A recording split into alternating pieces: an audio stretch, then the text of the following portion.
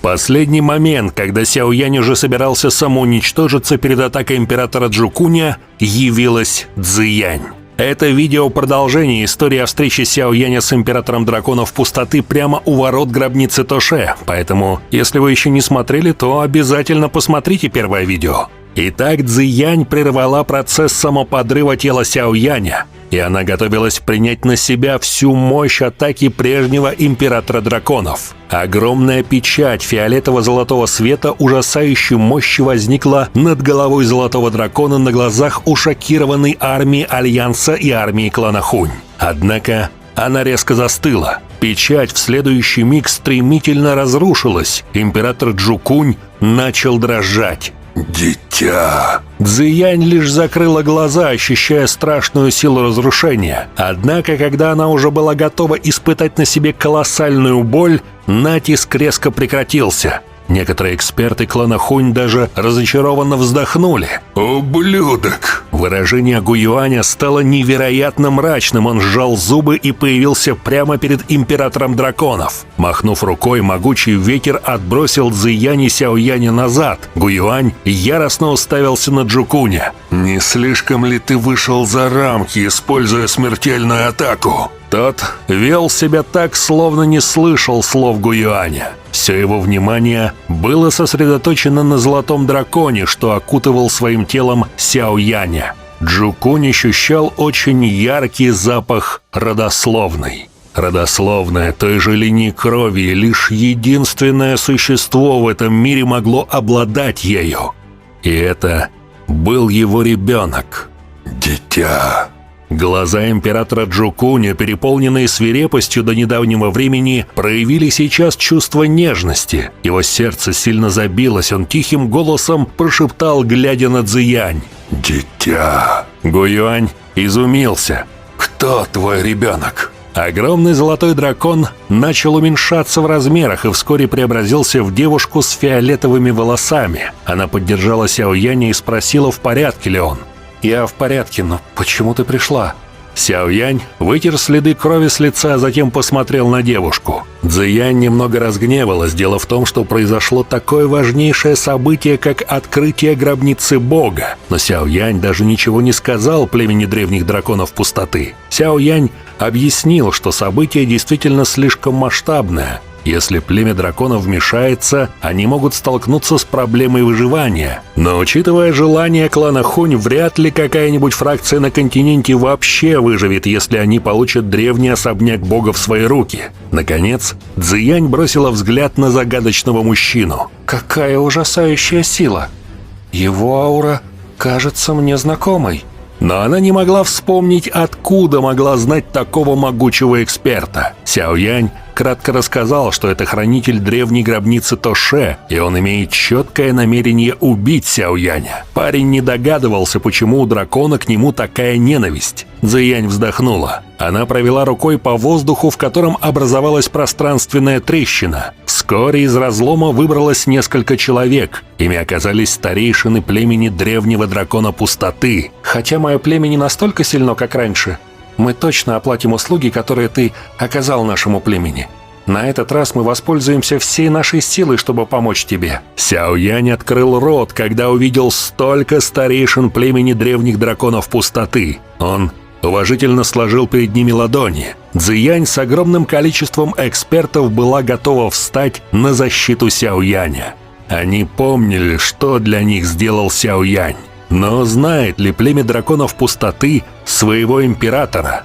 Джукунь представился и назвался своим титулом «Император драконов пустоты». Однако прошло так много лет, даже учитывая продолжительность жизни древних драконов пустоты, до сих пор дожило лишь несколько представителей его поколения. Впереди всех драконов стоял самый старый из них, первый старейшина Джухо. «Император драконов давно пропал, теперь я, императрица драконов нынешнего племени древних драконов пустоты», — ледяным тоном произнесла Цзиянь. Услышав эти слова Цзиянь, Джукунь оказался поражен. Гуюань и Хунтяньде ожидали, что тот нападет на Сяо Яня снова, но Джукунь лишь кивнул. «Ты права.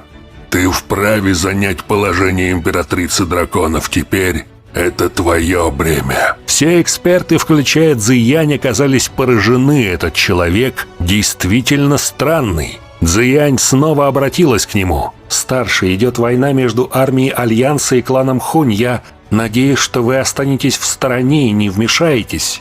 Ладно. Я сделаю, как ты скажешь. Можно мне подойти ближе?»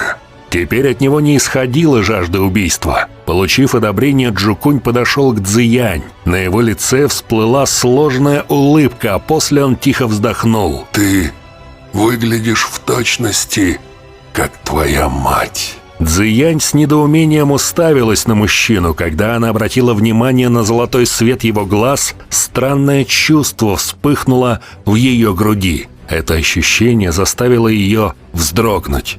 Следом она вытянула свою руку и схватилась за руку мужчины. Когда их руки соприкоснулись, яркий золотой свет вырвался в небо из их тел. Свет слился в точке соприкосновения их рук. В тот же миг невероятно страшное давление опустилось на атмосферу в округе. Многие старейшины племени за спиной Цзиянь тут же преклонили колено. То давление даже им не оставило возможности сопротивляться. Цзиянь изумленно уставилась на золотой свет. Она так резко отдернула свою руку, как будто бы ее ударило током. Она уставилась в глаза улыбающегося мужчины, но ее взгляд заледенел. Сяо Янь пришел к определенному выводу, когда увидел реакцию того золотого света. Он ощутил силу родословной, что полностью совпадала с родословной Цзиянь. Они оба точно связаны кровными узами. Что более важно, те узы наверняка завязаны между отцом и дочерью. Наконец-то до всех дошло, что загадочным человеком являлся старший император драконов племени древних драконов пустоты, который пропал 1000 лет назад.